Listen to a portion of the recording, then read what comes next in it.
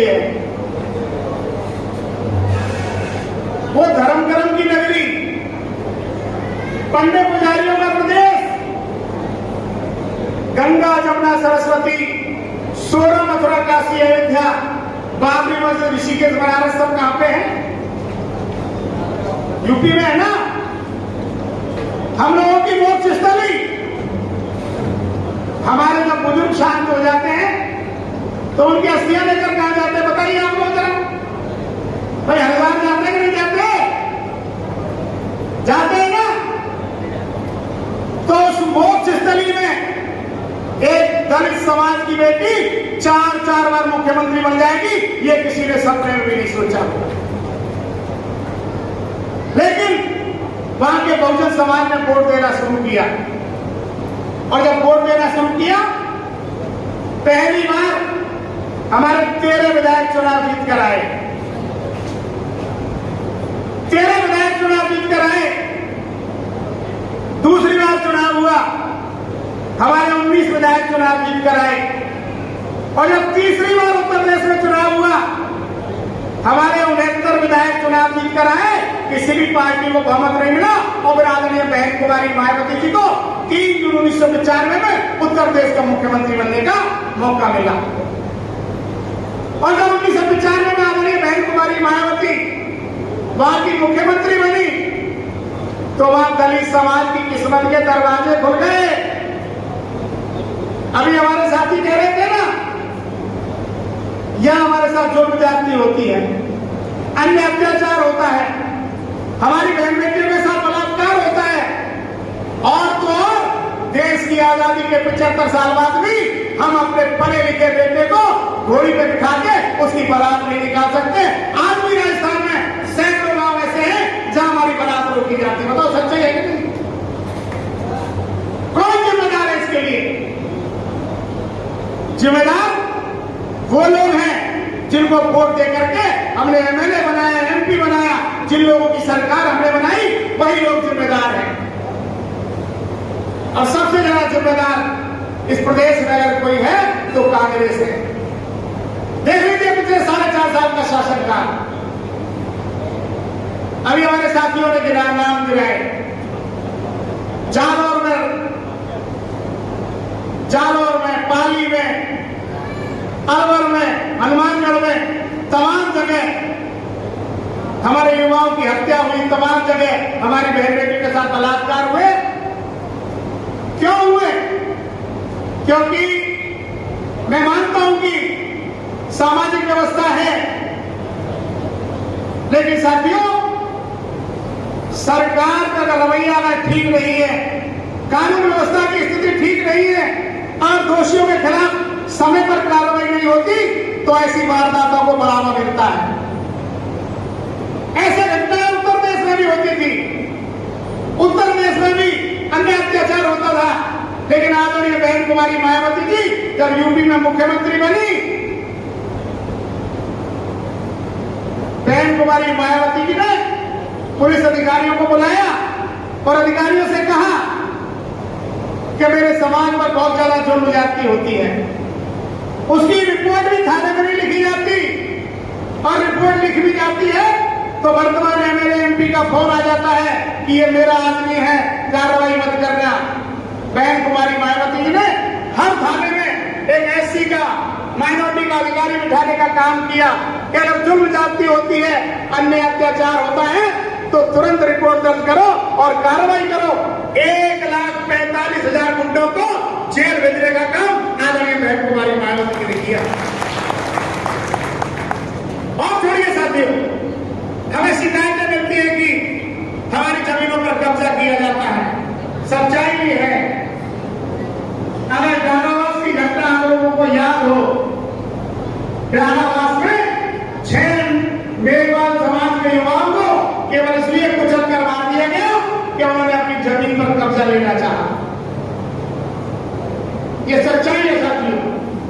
राजस्थान में आज भी हजारों एकड़ जमीन ऐसी है जिनके पट्टे हमारे बुजुर्गों के नाम है, और खेती कोई दूसरा कर रहा है, जुड़ को कोई दूसरा रहा है। सच्चाई है नहीं? बताओ। तमाम जगह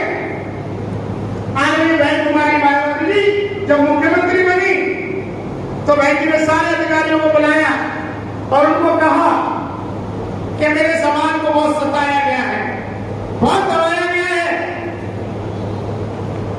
याद रख लो, 3 महीने का समय तुम्हें दे रही हूं।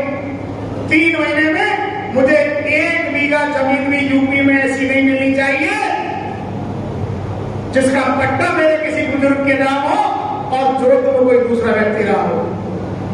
जून के महीने में सरकार बनी और जुलाई का महीना बरसात का होता है। आजकल तो कम बरसात होती है, लेकिन 20 साल पीछे आप लोग याद करिए, भारी बारिश हुआ करती थी। जुलाई का महीना होता था और कलेक्टर, एसपी, तहसीलदार, सीडीओ, बीडीओ पैंट ऊंचा करके खेत की बेड़ पर घूम रहे थे और हमारे बुजुर्गों से पूछ रहे थे, बताओ बाबा, बताओ काका जी, अगर जमीन का कहीं कब्जा हो तो बता दीजिए, किसी ने कब्जा कर रखा हो तो कागज दिखा दीजिए, अगर कागज भी नहीं है तो नाम और नंबर बता दीजिए, हम खसरा खतौनी में देख के आपको कब्जा दिला देंगे। 70,000 एकड़ जमीन पर कब्जा दिलाने का काम आदरणीय बहन कुमारी मायावती ने किया। साथ जो सरकारी जमीनें थी, चाहे वो चारागाह की थी या जो खाली पड़ी हुई थी, हमारे लोगों को मजबूत करने के लिए समाज के हर गरीब व्यक्ति को 3-3, 4-4 बीघा जमीन के पट्टे काटकर आदरणीय बहन कुमारी मायावती ने उनको देकर उनको मालिकाना हक दिया। सरकार क्या होती है, ये आदरणीय बहन कुमारी मायावती जी ने उत्तर प्रदेश में एहसास कराया। साथियों, इसलिए साथियों, मैं एक अपील आप लोगों से निवेदन करना चाहता हूं। मैं मानता हूं कि 2-2 बार हमारे 6-6 विधायक जीत कर गए और दोनों बार इन जीते हुए विधायकों ने हमारी पीठ में छुरा घोंपने का काम किया। और सबसे बड़ी जो परेशानी हमें झेलनी पड़ी वो गुड़ा को लेकर झेलनी पड़ी, उदयपुरवादी विधानसभा को लेकर। मैं आज स्पष्टीकरण देना चाहता हूं आपको। 8 में हमने इसको यहां से चुनाव लड़ा, चुनाव जीत गया और जीतने के बाद 6 की 6 विधायकों ने पैसा लेकर, पद का लालच लेकर, मोटी रकम लेकर कांग्रेस ज्वाइन कर ली। लेकिन साथियों, ये 1 साल पहले, चुनाव से 1 साल पहले 2013 में हमारे ऑफिस में आया और हमारे कुछ लेकर आए, लोग लेकर आए। 13 की शुरुआत में उन्होंने कहा कि साहब ये कांग्रेस से इस्तीफा देकर, मंत्री पद से इस्तीफा देकर बसपा ज्वाइन करना चाहते हैं। हम लोगों ने साफ मना कर दिया कि इन्होंने जो सत्यानाश पार्टी का करना था वो तो कर लिया, अब इनको पार्टी में शामिल नहीं किया जाएगा। 13 का चुनाव हुआ, 13 में ये व्यक्ति कांग्रेस के टिकट पर चुनाव लड़ा और आप लोगों ने इसे हराने का काम किया। मैं धन्यवाद देता हूं आपको, क्योंकि आप लोगों ने साबित कर दिया कि हमारा वोट बहन कुमारी मायावती और हाथी के साथ है, तुम्हारे साथ नहीं है। आपने इसको हराने का काम किया। लेकिन लोकसभा चुनाव 2014 का जब हुआ, ये व्यक्ति फिर गिड़गिड़ाता हुआ हमारे पास आया कि साहब मुझे माफ कर दो, मुझसे बहुत बड़ी गलती हुई पिछली बार, अब गलती नहीं होगी। और 2014 में लोकसभा चुनाव से पहले 5-7 हजार आदमी का कार्यकर्ता सम्मेलन करा के इसने झुंझुनू में पार्टी ज्वाइन की। 18 का चुनाव आया, 18 चुनाव में सच्चाई ये है, उस समय हमारे पास कोई ढंग का उम्मीदवार नहीं था। चुनाव में कोई आदमी टिकट मांगने नहीं आया, गुड़ा में अच्छा उम्मीदवार हमारे पास नहीं था उस समय।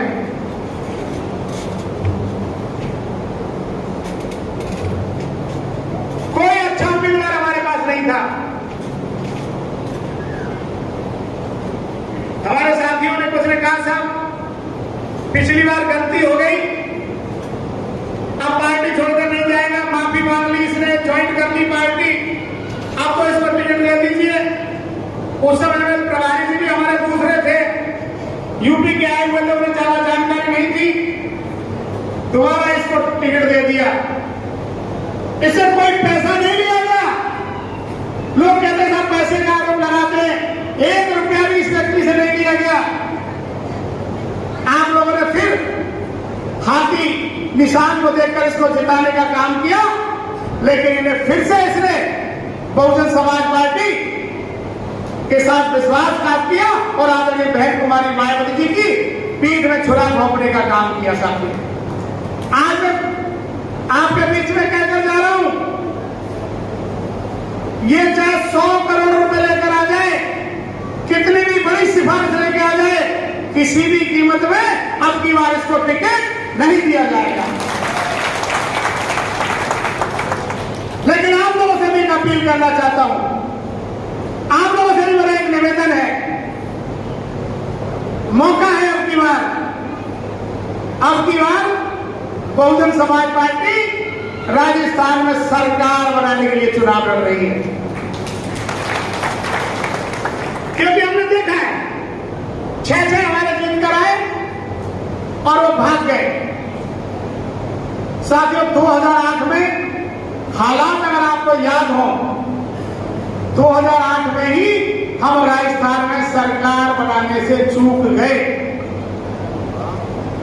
उस समय मैंने 6 विधायक जीत कर आए, 8% वोट मिला, 14 उम्मीदवार हमारे थोड़े वोट से चुनाव हार गए। धौलपुर में बाबू सिंह कुशवाहा 850 वोट से चुनाव हार गए। करौली का नाम आप लोगों ने सुना होगा, करौली में हम दर्शन सिंह गुर्जर को चुनाव लड़ाया, 650 वोट से चुनाव हार गए। भरतपुर के नदवाई में हमने यशवंत रामू को चुनाव लड़ाया, यशवंत रामू भी उस समय 2100 वोट से चुनाव हार गया। आपके पड़ोसी जिले राजगढ़ में हमने जो है मनोज नागली के भाई वीरेंद्र नागली को चुनाव लड़ाया, थोड़े से वोट से चुनाव हारा। इस प्रकार से 14 सीटें हम थोड़े वोट से चुनाव हार गए। अगर हम 14 में से 8-9 हम और जीत जाते, हमारे पास होती 15-16, फिर ना कांग्रेस को बहुमत मिलना ना बीजेपी को मिलता, क्योंकि कांग्रेस को उस समय 96 सीटें मिली थी।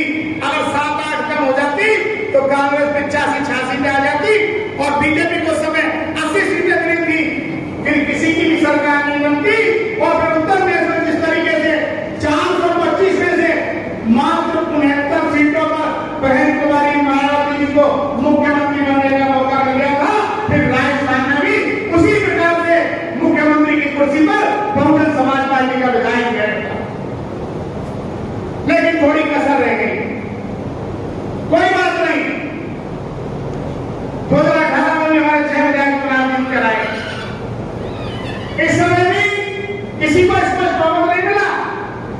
कांग्रेस ने 99 सीटें जीती, बीजेपी ने 73।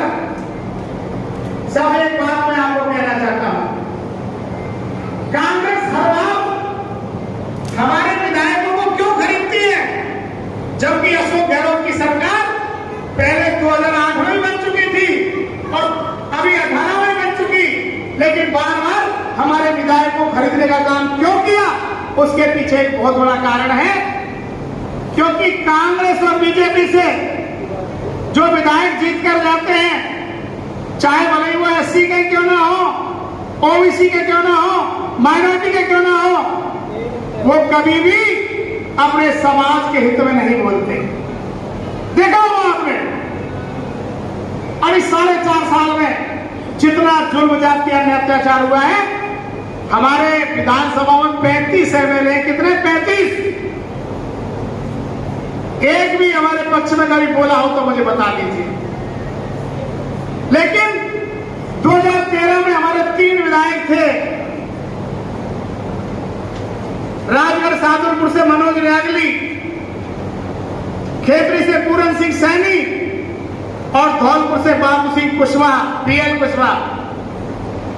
जब भी मौका आया हमारे विधायकों ने हमारे समाज के हित में बोलने का काम विधानसभा में किया, क्योंकि बहुजन समाज पार्टी की जो नीति कि आप अगर विधायक बनकर जीत कर जाओगे तो आपको समाज के हित में बोलना ही होगा, वरना जैसे कांग्रेस और बीजेपी कहती है कि आप अगर बहुजन समाज के हित में बोले तो आपकी टिकट काट दी जाएगी, और हम ये कहते हैं कि अगर आप बहुजन समाज के हित में नहीं बोले तो हम भी आपकी टिकट काट देंगे। उनकी मजबूरी होती है। इसलिए साथियों, मैं एक बात आप लोगों से कहना चाहिए, निवेदन करना चाहता हूं। हम लोग अब की बार कड़ा संघर्ष कर रहे हैं। बहुजन समाज पार्टी ने, आप लोग अगर सोशल मीडिया देखते हो तो बसपा चली गांव की ओर ये अभियान चलाया हुआ है। चाहे उसमें हमारा प्रदेश का प्रभारी है, मैं स्वयं प्रदेश का अध्यक्ष हूं, प्रदेश का महासचिव है, प्रदेश का सचिव है, जिले का प्रभारी है, जिला अध्यक्ष है, जोन प्रभारी है, विधानसभा अध्यक्ष प्रभारी है। हर व्यक्ति रोजाना गांव में जाता है और पार्टी की नीति समझाने का काम करता है।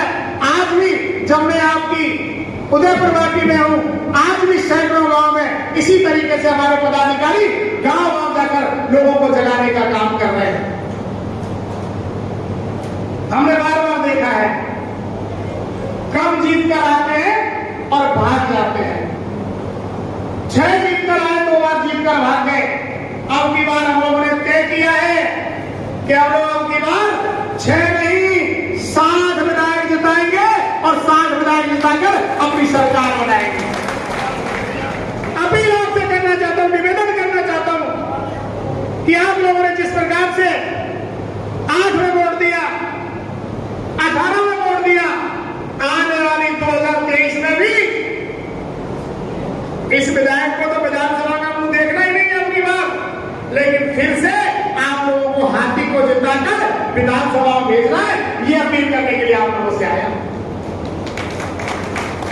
साथियों, हालात बद से बदतर होते जा रहे हैं। हमारे संविधान पर बहुत बड़ा खतरा मंडरा रहा है, क्योंकि केंद्र में की सरकार ने पार्लियामेंट को नया बना दिया। नए पार्लियामेंट की जरूरत नहीं थी, जरूरत थी रोजगार की, जरूरत थी विकास की, लेकिन हजारों करोड़ रुपए नई पार्लियामेंट में खर्च कर दिए इन्होंने। कर दिए कि नहीं कर दिए? अब ये इस फिराक में है कि कैसे इस देश का संविधान बदला जाए, और जब संविधान बदल जाएगा तो हमारे सारे हक और अधिकार खत्म हो जाएंगे। मैंने जो कहा ना कि हमारे पास जो कुछ भी है वो परम पूजनीय बाबा साहब डॉक्टर अम्बेडकर के संविधान में जो नौकरियों में रिजर्वेशन है उसकी बदौलत है। लेकिन साथियों, ये चीजें भी कांग्रेस और बीजेपी के लोगों से बर्दाश्त नहीं हो रही हैं। वो नहीं चाहती कि बहुजन समाज के लोग सम्मान से रहें। इसलिए साथियों, इन्होंने समय समय पर आरक्षण को खत्म करने का प्रयास किया है, और जब इन्होंने देख लिया कि परम पूजनीय बाबा साहब डॉक्टर अम्बेडकर ने संविधान में बड़ा ही कड़ा बंदोबस्त किया है, आरक्षण को खत्म नहीं किया जा सकता, तो इन्होंने चोर रास्ता अख्तियार कर लिया। इन्होंने कहा संविधान से तो आरक्षण को हम खत्म नहीं कर सकते, जो तब नहीं खत्म हो सकता जब संविधान बदले, तब तक उन्होंने एक नया रास्ता चुन लिया है। धीरे धीरे करके सारे सरकारी डिपार्टमेंटों को बेच रहे हैं। सच्चाई है कि नहीं बताओ? अभी तमाम नाम गिनाए हमारे प्रभारी जी ने। BSNL को बेच दिया, LIC को बेच दिया, एयरपोर्ट बेच दिए, स्टेशन बेच दिए, रेल बेच दी। सच्चाई है कि आप लोग अखबार पढ़ते हो? 75% रेलवे का निजीकरण हो चुका है। हमारे लोगों को, बहुजन समाज के लोगों को सबसे ज्यादा नौकरियां रेलवे में मिलती है। आप भी कभी यात्रा करते होंगे, आप लोगों ने देखा होगा, ST के लोगों को बराबर नौकरियां मिलती है। आप जब स्टेशन पर जाओगे तो स्टेशन पर एक नेम प्लेट लगी होगी, स्टेशन प्रबंधक फलान सिंह मीणा। पढ़ा है नहीं पढ़ा आप लोगों ने? स्टेशन उप प्रबंधक फलान सिंह मीणा। मैंने एक दिन कहा, मीणा समाज के हजारों लोगों के सम्मेलन में कहा कि आज जो स्टेशन में बैंकों में आपकी नेम प्लेट लगी मिल जाती है ना, अगर आप लोग अभी भी नहीं जागे तो ढूंढते रह जाओगे, नेम प्लेट देखने को नहीं मिलेगी। क्यों? क्योंकि जब सरकारी डिपार्टमेंट सारे की सारे बनिया के हाथ में चले जाएंगे, फिर हालात क्या होंगे? आज पढ़े लिखे नौजवान जानते हैं, सोशल मीडिया में खूब चलता है कि 2 लोग देश को बेच रहे हैं। कौन कौन है बताओ जरा, कोई हाथ उठा के। 2 लोग देश को बेच रहे हैं, अमित शाह और मोदी। कहते नहीं कहते लोग? और 2 लोग खरीद रहे हैं। कौन कौन खरीद रहे हैं? अडानी और अंबानी। और जब सारे सरकारी डिपार्टमेंट बिक जाएंगे,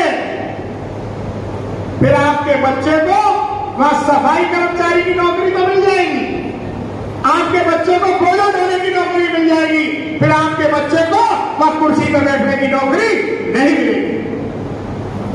बता दीजिए मुझे, कोई भी ऐसी फैक्ट्री हो, कल कारखाना हो, जिसमें आपके समाज का कोई व्यक्ति मैनेजर हो, बड़ा अधिकारी हो, नहीं मिलेगा।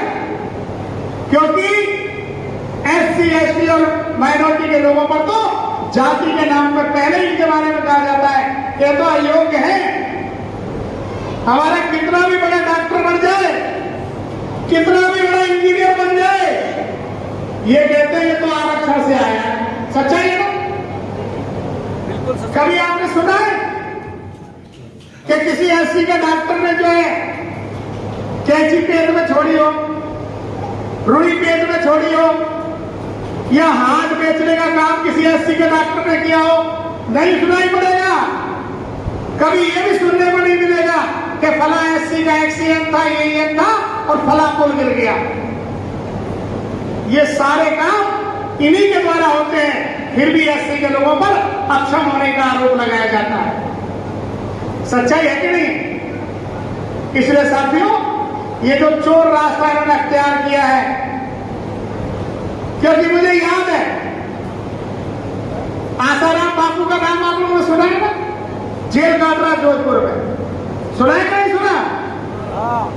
आसाराम बापू की जमानत कराने के लिए भारतीय जनता पार्टी का एक फेमस वकील है सुब्रमण्यम स्वामी, नाम सुना है कि नहीं सुना कभी? सुब्रमण्यम स्वामी जोधपुर आया, अखबारों में छपी ये बात बताना चाहता हूं आपको।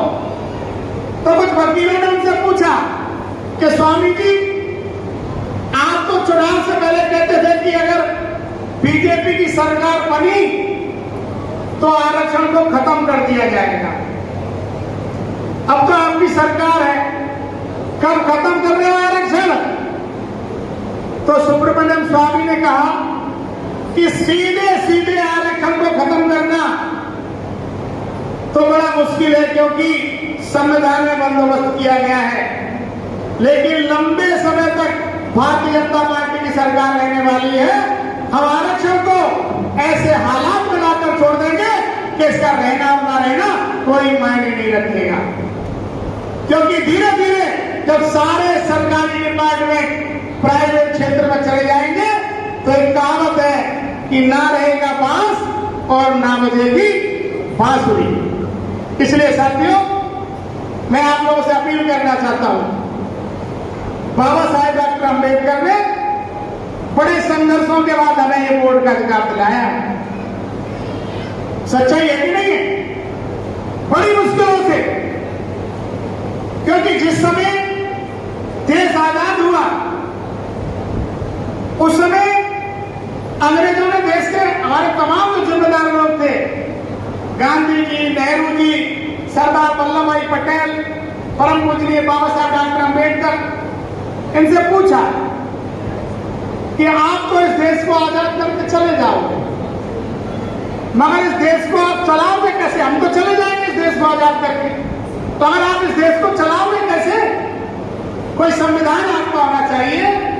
कोई तरीका हमें बताइए जिससे देश को चलाया जाए। तब इन तमाम जिम्मेदार लोगों ने कहा कि हम सब लोगों की राय लेंगे और राय के आधार पर इस देश को चलाया जाएगा। राय से तात्पर्य आप लोगों का वोट। आपके वोट में वोट देते समय आपसे पूछा जाता है, क्योंकि जब मशीन आपके मोहल्ले में आती है, आपके गांव में आती है, तो उसमें हर उम्मीदवार का निशान होता है। आप लोगों की राय ली जाती है कि बताओ भाई, ये कांग्रेस वाला अच्छा है या बीजेपी वाला ठीक है या बहुजन समाज पार्टी वाला बढ़िया है। और आप जो अच्छा लगता है आपको, आप उसके सामने का बटन दबाकर उसको चिताकर भेज देते हैं। सच्चाई है कि नहीं? तो उस समय गांधी और नेहरू जैसे लोगों ने कहा कि वोट का अधिकार भी कुछ सीमित लोगों को मिलना चाहिए। वोट का अधिकार उन लोगों को मिलना चाहिए जो पढ़े लिखे हों। वोट का अधिकार उन लोगों को मिलना चाहिए जो जमीन जायदाद के मालिक हों। वोट का अधिकार उन लोगों को मिलना चाहिए जो राज्य सरकार को टैक्स देते हों। तब परम पूज्य बाबा साहब डॉक्टर अम्बेडकर ने उस समय उनकी बातों का विरोध किया कि इस हिसाब से तो इस बहुजन समाज के लोग कभी भी राजा नहीं बन पाएंगे। आज राजा कौन है? वे आज जो एमएलए है, एमपी है, प्रधान है, प्रमुख है, यही तो राजा है। और जब हमारे समाज के लोगों को वोट डालने का अधिकार नहीं होगा तो फिर उनको चुनाव लड़ने का अधिकार नहीं होगा। तो इस हिसाब से तो कभी भी राजा नहीं बन पाएंगे। तब बाबा साहब डॉक्टर अम्बेडकर के तर्कों से सहमत होकर हर उस व्यक्ति को वोट का अधिकार दिया गया, चाहे कोई वो महिला थी, चाहे कोई वो पुरुष था जिसने 21 साल की उम्र पार कर ली थी। और बाबा साहब डॉक्टर अम्बेडकर ने वोट का अधिकार देते समय कहा कि सेम वोट सेम वैल्यू। अगर एक जिले का कलेक्टर वोट डालने जाए तो उसकी गिनती लिए, और एक नरेगा में काम करने वाला व्यक्ति वोट डालने जाए तो उसकी भी गिनती है। अगर एक माता बहन वोट डाला जाए तो यह भी एक गिना जाता है, और एक चाचा का वोट डाला जाए तो वो भी एक गिना जाता है। सेम वोट सेम वैल्यू, ये परम पूज्य बाबा साहब डॉक्टर अम्बेडकर ने हमें दिया। साथी, बाबा साहब डॉक्टर अम्बेडकर ने उस समय कहा, मुझे पढ़ने लिखने का बड़ी मुश्किलों से मौका मिला और मैंने इस संविधान में बंदोबस्त कर दिया है कि अब राजा रानी के पेट से नहीं बनेगा और राजा एक मेहतरानी के पेट से भी बन सकता है। सच्चाई है कि नहीं? तो साथियों, मेरी आज आप लोगों से अपील है, गुजारिश है, बहुजन समाज पार्टी आपकी अपनी पार्टी है। हम लोगों के लिए अपने फख्र की बात है कि कांग्रेस और बीजेपी के बाद इस देश में तीसरे नंबर की कोई पार्टी है जिसकी नेता हमारे समाज की बहन बेटी मायावती जी है, वो बहुजन समाज पार्टी है। बताओ है कि नहीं? गर्व की बात है हम लोगों के लिए। राष्ट्रीय पार्टी होना कोई हर किसी के बस की बात नहीं है। राष्ट्रीय पार्टी वही होती है जिसको पूरे देश में वोट मिलता है, और हमारा वोट हर विधानसभा में है, हर जिले में है, हर कस्बे में है, हर शहर में है, हर स्टेट में है, पूरे देश में हमारा वोट है। क्योंकि चुनाव आयोग के आंकड़ों से साबित होता है कि राष्ट्रीय पार्टी कौन है। आप तो एक वोट भी डालकर आते हो ना, इससे आदरणीय बहन कुमारी मायावती जी के हाथ मजबूत होते हैं। होते नहीं होते? लेकिन साथियों, हम इनके जाल में फंस जाते हैं, मीठी मीठी बातें करते हैं, और आज 75 साल की आजादी के बाद हमारा वोट 5 किलो गेहूं और 2 किलो चावल में लिया जा रहा है। अभी अखबारों में बड़ी चर्चा है, कांग्रेस ने 5 वायदे किए, हमें रोजगार नहीं देना है, नौकरियां नहीं देनी है, हमारा विकास नहीं करना है, केवल 5 किलो गेहूं ले लो, 2 किलो चावल ले लो और मस्ती से रहो, कुछ करने की आवश्यकता नहीं। ये हालात बना दिए, ममता भिखारी हमको बना दिया है, और नौकरी के नाम पर हमें नरेगा थमा दिया है। आपने देखा होगा, मैंने भी देखा है,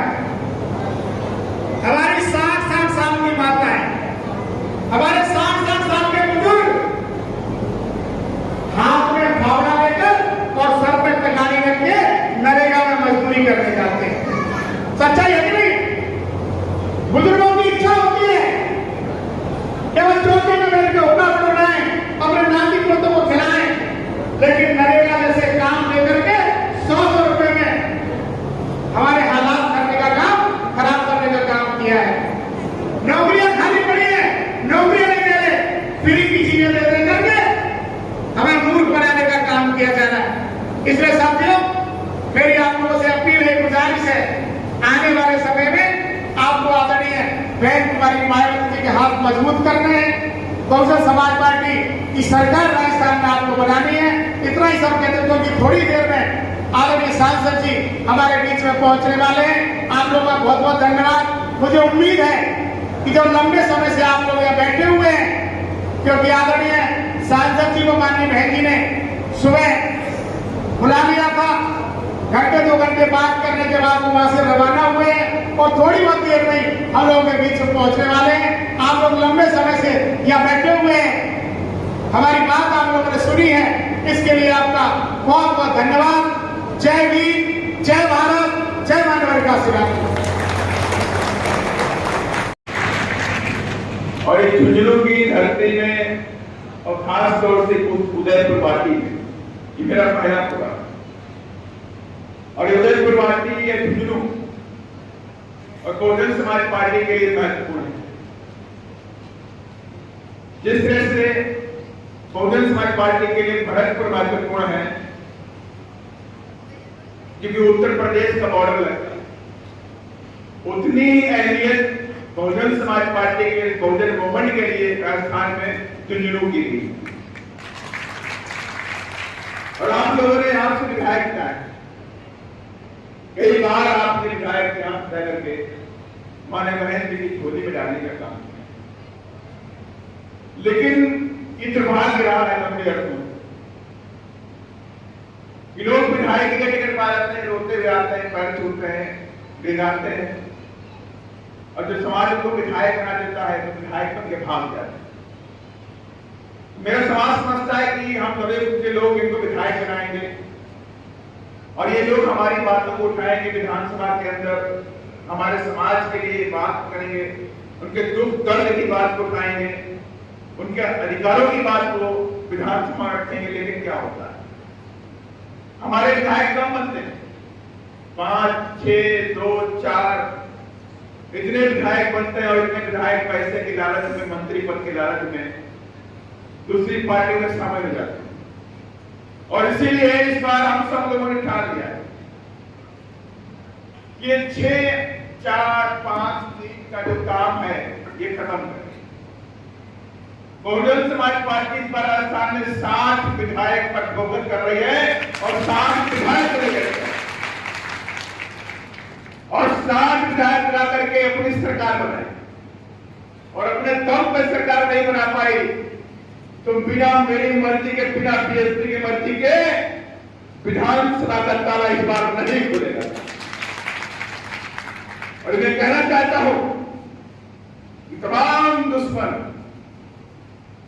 बहुजन समाज पार्टी को खत्म करने हैं, तमाम दुश्मन लग रहे हैं। बहुजन समाज पार्टी महापुरुषों का मिश्र और मूवमेंट है। इस बहुजन समाज पार्टी का जो प्लेटफॉर्म है, और इस प्लेटफॉर्म में ये ऐसे नहीं बनी, ये देश की तीसरे नंबर की राष्ट्रीय पार्टी आज भी बहुजन समाज पार्टी, और पूरे देश के अंदर कहीं भी अत्याचार होता है, कहीं भी हमारी बहू बेटे के साथ में बलात्कार होता है, युवाओं के साथ में मर्डर होता है, चाहे वो रिजर्वेशन की बात हो, चाहे वो प्रमोशन में रिजर्वेशन की बात हो, चाहे वो प्राइवेट सेक्टर में रिजर्वेशन की बात हो, चाहे SC/ST के हक अधिकार की बात हो, तो एकमात्र party Bahujan Samaj party parliament के अंदर कहारने का काम करती है, कोई और पार्टी नहीं करती। और आपने विगत में देखा भी होगा कि पार्लियामेंट के अंदर राजस्थान की जानी घटनाओं को उठाने का काम किया। इससे पहले बहुत से लोग इधर SC/ST के भी बने हैं और अभी भी हैं, तमाम लोग यहाँ सांसद बने बैठे होंगे, SC/ST के सांसद भी हैं, कई लोग यहाँ पर कैबिनेट रैंक के मंत्री भी हैं, अब तो लॉ मिनिस्टर भी बन गए, नहीं बन गए, कानून मंत्री भी इसी प्रदेश के अंदर से बन गए। लेकिन बातें दलित अत्याचार की, जैसे इंद्र कुमार मेघवाल, जितेंद्र मेघवाल, मनोज मेघवाल, विनोद मेघवाल, शंकर मेघवाल, पूजा देव, इनकी अत्याचारों की बात करें तो एक भी अत्याचार की बात को पार्लियामेंट में किसी के उठाने का काम नहीं किया, एक भी। एक भी SC/ST के पार्लियामेंट मेंबर ने, एक भी SC/ST के सांसद ने एक भी घटना का जिक्र पार्लियामेंट के अंदर नहीं किया।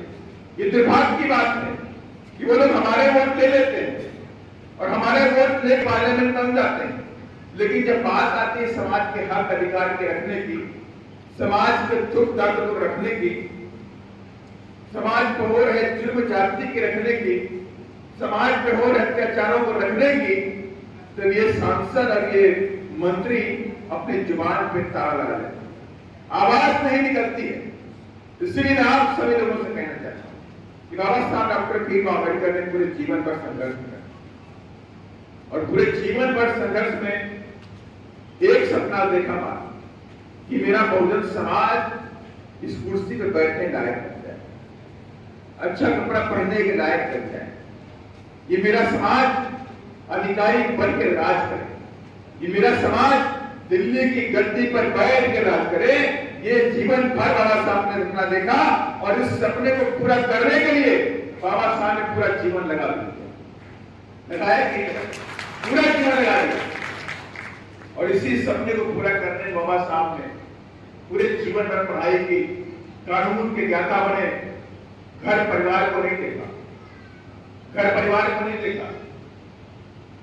इसी काम के दौरान बाबा से चार संतानें खत्म, चार बच्चे बाबा साहब के खत्म हो गए और उसके बाद बाबा साहब के खत्म नहीं हो गए। माता रमाबाई इसी काम में खत्म हो गई, लेकिन बाबा साहब के खत्म नहीं रुके। जो बाबा साहब के 4 बच्चे गंगाधर, राज, हिंदू, ये सब बच्चे खत्म हुए। सबसे छोटा बच्चा रमेश, सबसे छोटा जो बच्चा था उसका नाम था राजरतन।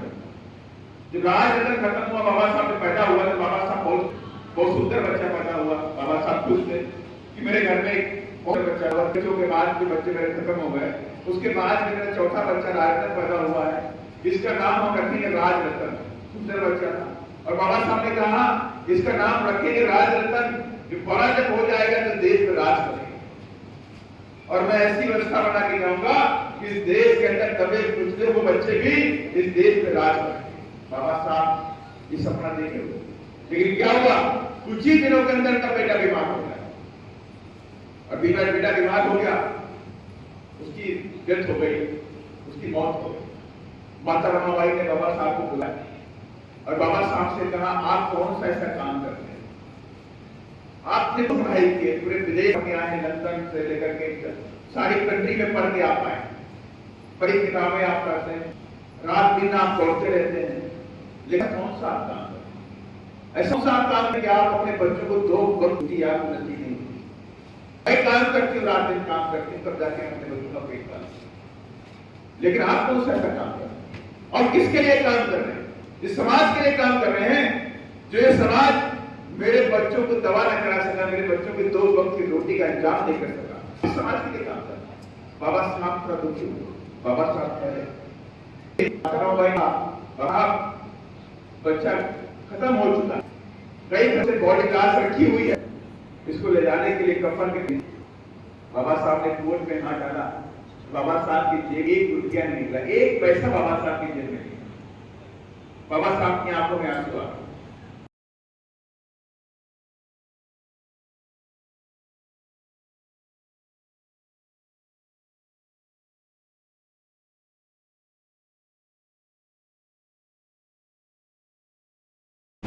और माता रमाबाई ने तुरंत अपनी साड़ी का बांधा फाड़ा और पल्लू फाड़ के बाबा साहब को अपने बच्चों को घर के दे दिया, ले गए। और बाबा साहब बहुत दुखी हुए। बाबा साहब को लगा कि मैं किसके लिए काम कर रहा हूं, मैं अपने परिवार को नहीं बचा पा रहा हूं, तो मैं इस काम को क्यों कर रहा हूं। एक दिन बाबा साहब सोचे कि आज मेरे 4 बच्चे खत्म हो गए इसी काम के दौरान, लेकिन मेरे अभी करोड़ों बच्चे बाकी हैं, उनको जीवन देना है, उनकी जान को बचाना है, उनको इस देश का राजा बनाना है। और उसके बाद बाबा साहब फिर निकल अपने आंसुओं को पोंछ के निकल पड़े और बाबा साहब ने फिर संघर्ष किया। तमाम संघर्षों के दौरान बाबा साहब ने पानी पीने का अधिकार दिया, शिक्षा का अधिकार दिलाया, नौकरी का अधिकार दिलाया। आज जो भी देखते हैं हमारे पास, चाहे हमारे पास घर हो, चाहे अच्छे कपड़े हम पहनते हो, चाहे अच्छा खाना खाते हो, ये सब देन किसकी है? ये देन एकमात्र बाबा साहब डॉक्टर भीमराव अम्बेडकर की। और उसी दौरान बाबा साहब ने हम सबको वोट करके अधिकार दिया। बाबा साहब जानते थे कि मैं आपको तमाम तरह के कानूनी अधिकार देकर के जा रहा हूं। संविधान के अंदर हमने तमाम अधिकार आपको दिए कि आपके बहु बेटियों पे अत्याचार नहीं कर सकता, कोई आपके बच्चों पर अत्याचार नहीं कर सकता, कोई ऊंच नीच की भावना नहीं होगी इस देश के अंदर, कोई जातिवाद इस देश के अंदर नहीं होगा, कोई अमीरी गरीबी इस देश के अंदर नहीं होगी। लेकिन उसके बाद भी क्या होता है? उसके बाद भी अब क्या होता है कि हमारे बच्चों को घोड़ी पे बैठने का अधिकार है। अगर हमारा बच्चा मटकी से पानी पिए तो उसे पीट पीट के मार दिया जाता है। अगर हमारे बच्चे मुंह छपने लगे मौत हो जाती है, उन्हें मौत के घाट उतार दिया जाता है। बच्चियों को बलात्कार के मर्डर किया जाता है। ये कौन रोकेगा? ये बात बाबा साहब जानते थे और इसलिए बाबा साहब ने कहा कि मुझे कोई ना कोई व्यवस्था अपने समाज के लिए करनी पड़ेगी ताकि ये लोग इस देश के अंदर जो हमने संवैधानिक अधिकार बना करके दिए हैं उन संवैधानिक अधिकारों को बचा करके इस देश में लागू कर सकें। और उसके लिए बाबा साहब ने कहा कि बच्चों हम तुमको वोट का अधिकार देकर कहा हम आपको वोट का अधिकार देकर के जा रहे हैं। इसी वोट के जरिए आप पर हो रहे अत्याचारों को, आप पर जुल्म ज्यादती को, ये सारी चीजें आप खत्म कर सकते हैं। तो आपको वोट के हथियार देके जा रहा हूं, ये हथियार आपको मैं देके जा रहा हूं, ये वोट है। और ये भी कहा कि मेरे बच्चों कभी भी वोट का सौदा नहीं करना, कभी भी वोट का सौदा नहीं करना। अगर आप अपने वोट का सौदा कर लोगे तो आप पर होने वाले जुल्म जाति अत्याचार, ऊंच नीच, छुआछूत, अमीरी गरीबी, बेरोजगारी इस देश से कभी खत्म नहीं होगी। और इसलिए बाबा साहब ने हमें वोट का अधिकार दिया ताकि हम अपने संवैधानिक अधिकारों को बचाएं। बाबा साहब ने यह भी कहा कि मेरे बच्चों जाओ पर आप और फारी हो रहे, जाओ मेरे बच्चों उस शक्ति के मंदिर पे कब्जा कर लो अपने उत्थान पे। और जिस दिन आप उस शक्ति के मंदिर पे कब्जा कर लोगे उसी दिन आपके जीवन के सारे दुख और तकलीफें खत्म होते हैं। ये बात बाबा साहब ने मैं आपको इसलिए बता रहा हूं कि आप सोच रहे होंगे ये सारी बातें मैं क्यों बोल रहा हूं। इसलिए बता रहा हूं, मैं बताना चाहता हूं, आपको इतिहास सुनाना चाहता हूं कि आखिर बहुजन समाज पार्टी इस देश में क्या करना चाहती है, बहुजन समाज पार्टी आपके बीच में क्यों है। बहुजन समाज पार्टी का एकमात्र उद्देश्य है यहाँ बाबा साहब के मिशन को, बाबा साहब के मोमेंट को, महापुरुषों के मिशन को, महापुरुषों की विचारधारा को इस देश में लागू कर सके, बाबा साहब के संविधान को बचा सके। यही एकमात्र उद्देश्य बहुजन समाज पार्टी का। और बाबा साहब की आप सभी लोग मूर्ति भी देखते हैं, सारे लोग मूर्ति देखते हैं। और बाबा साहब की मूर्ति में बाएं हाथ में संविधान होता है कि नहीं होता है, और दाहिने हाथ में मूल्यों का इशारा होता है। और बाएं हाथ में संविधान का मतलब है कि बाबा साहब ने कहा मेरे बच्चों आपको अपने संविधान की रक्षा करनी पड़ेगी।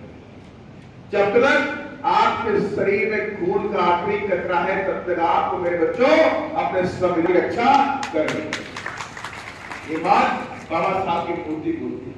और बाबा साहब का इशारा भी बोलता है कि मेरे बच्चों अगर आप चाहते हो संविधान जिंदा रहे, आप चाहते हो कि आपके संवैधानिक अधिकार जिंदा रहे, आपके अधिकार जिंदा रहे हमेशा, तो आपको शक्ति के मंदिर पर कब्जा करना है। शक्ति का मंदिर माने कि पार्लियामेंट, यही शक्ति का मंदिर है। और इसी शक्ति के मंदिर पर जिस दिन आप कब्जा कर लोगे उसी दिन आपके जीवन के सारे दुख और तकलीफें खत्म हो जाएंगे, क्योंकि आप राजा बन जाएंगे। जो राजा बन जाता है उसके घर में कोई किसी की हिम्मत नहीं है कि बहु बेटों को हाथ उठा करके देखे। किसी की हिम्मत है क्या? जब राजा बन जाता है तो किसी के हिम्मत नहीं होती है। और ये मैं इसलिए बोलता हूँ कि 4 बार जब हम उत्तर प्रदेश के अंदर राज बने, शासक बने, अगर यहाँ बहन जी उत्तर प्रदेश की मुख्यमंत्री बनी तो किसी के अंदर हिम्मत नहीं थी कि हमारी बहु बेटियों की तरफ, बच्चों की तरफ आंख उठा करके भी देखते। इसलिए मैं आज स्पष्ट कहना चाहता हूँ कि बहुजन राज आपको लाना पड़ेगा इस स्थान के अंदर। जब तक ये बहुजन राज नहीं आएगा तब तक ये जुल्म जाति, चाहे कांग्रेस की सरकार बने चाहे बीजेपी की सरकार बने, ये बहुजन समाज के बच्चों के ऊपर कभी खत्म नहीं होने वाली। और इसीलिए यही पीड़ा बहुजन समाज पार्टी ने उठाया है कि राजस्थान के अंदर हम जुल्म जाति अत्याचारों को 2023 में मिटा कर रख देंगे, बिल्कुल मिटा कर देंगे। और इसलिए मिटाएंगे क्योंकि मेरे साथ मेरा बहुजन समाज पूरी ताकत के साथ में खड़ा हो गया है। और इस बार राजस्थान के अंदर बहुजन समाज पार्टी 50 से 60 सीटें जीत करके याद बनाएगी सर। और इधर जिन लोगों ने हमारी पीठ पे छुरा घोंपा है उनको भी याद दिलाएंगे। ये बीएसपी है, पूरा हिसाब किताब सोच समय वापस दे देगी। अभी रास्ते में आ रहा था तो मेरे साथियों ने बताया इधर हमारे समाज की तमाम जमीनों पे कब्जे हो गए, तमाम बहुवर्गीय ने कब्जे कर लिए, तमाम लोगों ने कब्जे कर लिए। आप घबराइए नहीं, ये 2023 में आपकी जमीनें घर वापस देके जाएंगे। जिन लोगों ने कब्जे किए हैं, जिस दिन राज होगा उसी दिन ये सब भाग गए, गुंडे बवाली तो स्थान छोड़ के भाग गए। यही क्वालिटी रहती है। जब जब बीएसपी की सरकार रही उत्तर प्रदेश के अंदर 4 लाख गुंडे बवाली में उत्तर प्रदेश को छोड़ के भाग गए। कोई नेपाल भाग गया, कोई मध्य प्रदेश भाग गया, और जो बचे खुचे 1 महीने के अंदर 1.5 लाख गुंडों बवालियों को बैंक ने अरेस्ट करके जेल में डालने का काम किया। और जिस दिन मैं फिर दावे के साथ में कहता हूं, जिस दिन राजस्थान के अंदर बीएसपी 2023 में आएगी उसी दिन जिन लोगों ने भी हमारे जमीनों पे किए हैं वो अपनी जमीनें छोड़ करके यहां से भाग गए। एक एक जमीन वापस देने का काम करेंगे। और इसके लिए लेकिन आप सबको, आप सभी लोगों को एक ताकत के साथ में, पूरी ताकत के साथ में 2023 में ये नीला झंडा हाथी निशान इसको हाथ में लेकर के, मजबूत डंडे के साथ में हाथ में लेकर के हाथी को जिता करके आपको फिर से आस्थान की जय को फेंकना पड़ेगा। और इस बार जितने भी बिकाऊ लोग हैं, तमाम बिकाऊ लोग ये सपना देखते हैं कि फिर जाएंगे, फिर ले आएंगे। कह रहे नहीं कह रहे, वो तो कह रहे हैं कि फिर जाएंगे, फिर टिकट ले आएंगे। अरे आप इस बार गलती नहीं करिएगा, आपके लिए सारे दरवाजे बंद हैं, सारे दरवाजे बंद हैं। किसी को पार्टी में वापस नहीं लेंगे। और नए प्रत्याशी को जिता करके जिसको आप सभी लोग चाहोगे उसको टिकट देंगे और उसे जिता करके आपकी जिम्मेदारी बनती है, आप तुम्हारा उसको भेजिएगा। और इस बार हम सबने ठान लिया कि इस बार बाबा साहब के संविधान बचाने की ये जंग है। इस बार जो बहुजन मूवमेंट है 2023 और 2024 ये मात्र चुनाव नहीं है हमारे। आप सोचिए मात्र चुनाव होने वाला है, और ये चुनाव नहीं है, ये चुनाव नहीं है, सत्ता का महासंग्राम है। इस सत्ता के महासंग्राम में जिस तरह से आपको मालूम भी है कि कई सारे बीजेपी के मंत्रियों ने, कई सारे बीजेपी के सांसदों ने क्या बोला, ये बाबा साहब के संविधान को बोलेंगे। और यही नहीं, तेलंगाना का मुख्यमंत्री बोलता है कि हम संविधान बदलना चाहिए, नया संविधान होना चाहिए, नई ताकत के साथ में होना चाहिए। तो उनको हम बता दिए हैं, उनका इंतजाम हम लोगों ने तेलंगाना में कर दिया, उनका इंतजाम तेलंगाना में हो चुका है। क्या वो दोबारा मुख्यमंत्री नहीं बनेंगे? और यहां पर भी हम लोगों ने इंतजाम कर दिया है कि जिन लोगों ने हमारी पीठ पे छुरा घोंपा है वो इस लायक नहीं बनेंगे कि दोबारा हमारी पीठ पे छुरा घोंप सकेगा। और इसलिए हमें इस लायक नहीं छोड़ना है कि वो लोग हमारे संविधान को बदल सके। इस संविधान को बचाने की जंग है, अपने अधिकारों को बचाने की जंग है। ये वक्त आ गया है कि हम सारे लोग तमाम साथी बैठे हुए जिनके बच्चे अधिकारी बन गए या खुद वो घर में नौकरी करते हैं, कोई मास्टर बन गया, कोई टीचर बन गया, कोई इंजीनियर बन गया, कोई पुलिस विभाग में हो गया। लेकिन अगर संविधान नहीं बचेगा तो क्या करेंगे आप? संविधान नहीं बचे तो क्या करेंगे? केंद्र में बैठी सरकार दिन पर दिन हमारी नौकरियां खत्म करती जा रही है, दिन पर दिन नौकरी खत्म हो रही है। 10 लाख नौकरियों को केंद्र सरकार ने रोक दिया। 10 लाख नौकरियां केंद्र सरकार में हमारी बाकी है, जिसमें 5 लाख SC ST की बात। लेकिन उसके बाद भी केंद्र सरकार नौकरी निकाल नहीं रही। और नौकरियां कहां से निकल रही? एडहॉक पे निकाली जा रही, कॉन्ट्रैक्ट बेसिस पे निकाली जा रही। आपके बच्चों को नौकरी नहीं मिली। अभी आपने पेपर पढ़ा हो, कुछ दिन पहले बोला कि लेटरल एंट्री के जरिए 50 IAS बनाए जाए। हुआ कि नहीं हुआ? कितने लोगों ने न्यूज पढ़ाई हुआ कि 50 IAS लेटरल एंट्री के जरिए बनाए जाएंगे 50 भागों में सचिव। अब आप समझिए, उनका खेल समझिए कि आपके बच्चे रात दिन पढ़ाई करेंगे तो आपके बच्चे IAS नहीं बन पाएंगे। अमीरों के बच्चे, धन्ना सेठों के बच्चे वो सीधा IAS बन जाएंगे और आप IAS नहीं बन पाएंगे। माने कि IAS बन रहे थे, वहां पर भी सरकार ने नजर रखी, आपको IAS बनने नहीं दिया।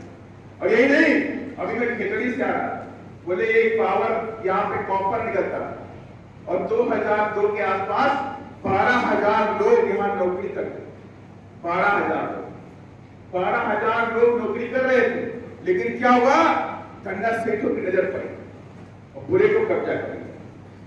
लेकिन ये बात मेरे कई साथी ने रात में बताई, मैं आपको बताना चाहता हूं कि दिन रात आएगा ये सब शुरू कर देगा। तो हमारे लोगों को नौकरी देता है वो सारे काम शुरू कर देगा। और इसी प्रदेश के अंदर जो बैकलॉग SC/ST का पड़ा हुआ है 4 लाख नौकरियों का, SC/ST का 4 लाख नौकरियों का बैकलॉग इसी राजस्थान में पड़ा हुआ है, उसे 4 महीने के अंदर भर के गए थे। और ये नहीं, उत्तर प्रदेश में आदरणीय बहन जी ने 52 लाख लोगों को नौकरियां देने का काम किया। 4 बार की सरकार में 52 लाख लोगों को नौकरियां दिया। और ये नहीं, पढ़ाई फ्री कर दी। उत्तर प्रदेश में SC/ST की पढ़ाई को फ्री कर दिया पूरी तरह से। हायर एजुकेशन फ्री थी, बीटेक करना है फ्री है, MBBS करना है फ्री है, MBA करेंगे तो फ्री है, लॉ करेंगे फ्री है, MCA करेंगे फ्री है। सारी पढ़ाई मैंने उत्तर प्रदेश में फ्री कर दी। और मैंने कहा कि जाओ मेरे भाइयों बहनों आप पढ़ाई करो, पैसे कभी आपको नहीं आएंगे, 0 फीस पे एडमिशन होगा। और आपकी बहन मुख्यमंत्री है, आपके पैसे को हम जमा करने का काम करेंगे। और उत्तर प्रदेश के अंदर तमाम लोगों ने MBA किया, तमाम बच्चे आज इंजीनियर बन गए, तमाम बच्चे डॉक्टर बन गए, प्राइवेट स्कूलों बन गए। मैंने भी MBA किया, मैंने भी बीटेक किया, मैंने बीटेक भी किया, MBA भी किया, और 1 पैसा फीस नहीं दिया, 1 पैसा फीस नहीं पड़ा। मैं तो गरीब परिवार से, मेरे पास इतना पैसा भी नहीं था कि मैं बीटेक करने में 4-5 लाख रुपए लगाऊं, MBA करने में 2-3 लाख रुपए लगाऊं। तो बहन जी की सरकार से बहन जी की देन थी कि फ्री में एडमिशन हुआ और 70,000 रुपए, और हमें वजीफा भी मिला था। 70,000 रुपए स्कॉलरशिप भी बहन जी ने देने का काम किया। ये तमाम योजनाएं हमने उत्तर प्रदेश में लागू करने का काम किया। और ये तमाम ऐसी योजनाएं हैं जो आप सब लोग जानते भी हो, जिसको पता नहीं तो गूगल पे जाके सर्च करते, गूगल पे जाके सर्च करें कि कांशीराम साहब आवासीय योजना कौन सी है, माता सावित्रीबाई फुले शिक्षा मंदिर योजना क्या है, 0 फीस पे एडमिशन क्या है। ये सारी चीजें आपको उत्तर प्रदेश की उस वेबसाइट में आज भी दिखाई पड़ी। इसलिए मैं आप सभी लोगों से कहना चाहता हूँ कि हमारे एक लिस्ट हमारे साथी में थी कि नेवरी अनुसूचित जात समाज की पुस्तकें संतान कार्ड को बंद कर दिया है। नेवरी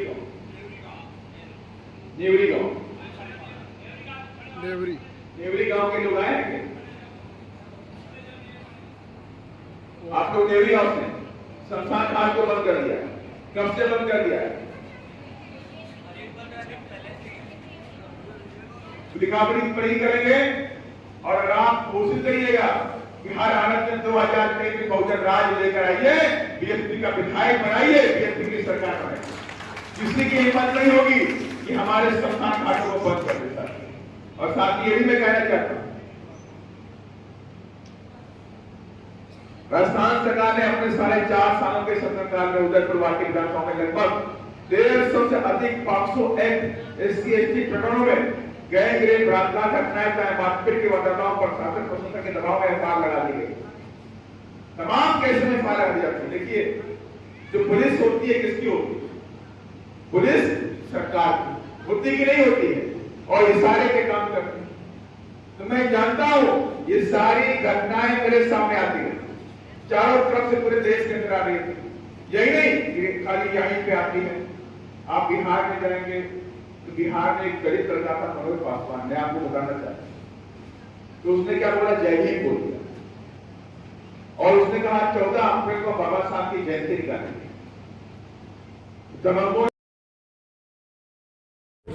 उदयपुर वाटी ही नहीं, पूरे राजस्थान में ध्यान दिया जा रहा है और इस बार राजस्थान में BSP बड़ी ताकत बन के आने वाली है। और जो हर बार हम लोग 4-6 MLA बना के रहते थे और 10-15 हमारे नंबर 2 होते थे, इस बार हम लोगों ने पूरी ताकत के साथ ये सोच लिया कि कम से कम BSP 50 से 60 MLA यहाँ पर बनाएगी। उसको लेके हर विधानसभा में काम चल रहा है और विधानसभा स्तरीय कार्यकर्ता सम्मेलन किए जा रहे हैं, कार्यकर्ताओं का कैडर खड़ा किया जा रहा है, विश्व हो रहा है। सर, सालों पहले बसपा को लेकर खरीद फरोख्त के आरोप लगे थे, उसमें कार्यकर्ताओं की भी नाराजगी देखी गई थी। क्या उस चीज को पार्टी फिर से नहीं दोहरा पाएगी? देखिए, जो इस बात को इस तरह की जो बताते सालों पहले जो बात हुई कि खरीद फरोख्त, जयपुर से मैं बात कर रहा हूँ सर, सालों पहले खरीद फरोख्त की बात होती है, ये सब हमारी समझ से तो ये सब आधारहीन बातें हैं। बीएसपी के अंदर कोई खरीद फरोख्त नहीं होती है। बीएसपी आज भी अपने कार्यकर्ताओं के दम से, उनके खून पसीने कमाई के दम से पार्टी चलने काम करती है। बीएसपी एकमात्र ऐसी पार्टी जो कभी भी किसी धन्ना सेठ से 1 रुपये चंदा भी नहीं लेती है, सिर्फ कार्यकर्ताओं के दम पे चलती है, अपने सपोर्टर्स के दम पे चलती है, अपने जो हमारे एमपी एमएलए के दम पे चलती है। आप ही की पार्टी के 2 बार विधायक जीतकर उन्होंने आरोप लगाया कि उन्होंने पैसे लेकर टिकट दिया, क्या कहेंगे सर?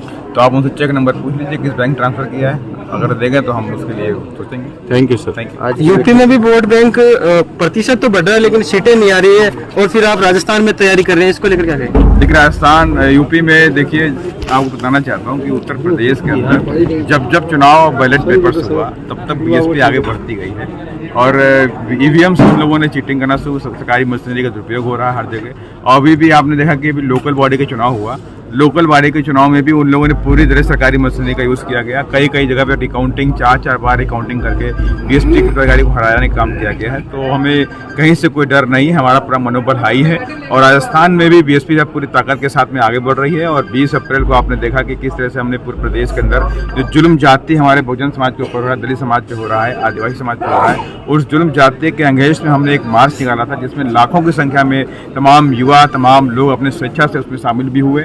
और खास बात उसमें ये भी देखने को मिली कि जो पीड़ित परिवार के लोग थे, चाहे वो जितेंद्र मेघवाल जी का परिवार हो, चाहे पूजा भील का परिवार हो, चाहे वो हमारे शंकर मेघवाल, विनोद मेघवाल, सारे जितने भी पीड़ित परिवार के लोग थे वो सारे लोग स्वेच्छा से उस मार्च में शामिल हुए। तो इन सभी जो आज भी जो पीड़ित परिवार के लोग हैं या जो गरीब लोग हैं, आज उन सब की जो उम्मीद है वो बीएसपी से ही है, और हम उनकी उम्मीद को 2023 में पूरा करेंगे। बीएसपी इस बार 2023 में पूरे प्रदेश से जुल्म, जाति, अत्याचार को मिटा के रखेगी। उदयपुर पार्टी से अभी आपने किसी प्रत्याशी को नाम आया या मनोबल? अभी कोई हमारे पास ऐसा नाम नहीं आया है, और जल्दी पार्टी इस पर काम शुरू कर रही है, और पार्टी के कार्यकर्ता जिनको चाहेंगे उसको बीएसपी यहाँ पे टिकट देने का काम करेंगे। आज की मीटिंग का उद्देश्य क्या था सर? आज की मीटिंग का खास उद्देश्य था कि बहुजन समाज पार्टी अपने कार्यकर्ताओं का सम्मेलन बनाया गया था, कार्यकर्ताओं में जोश खरोश या बनाया गया है, और उनको समझाया गया है कि किस पार्टी के मुद्दों को लेकर उनको आगे काम करना है। आज की मीटिंग के अनुसार इस विधानसभा के जो लोग हैं उनको आप क्या आह्वान करना चाहते हो? उनका आह्वान मेरा यही है कि इस बार भी वो 2023 में आपने उदयपुर वाटी जो सीट है जिता करके हमारे बहन जी की झोली में डालने का काम करेंगे। धन्यवाद।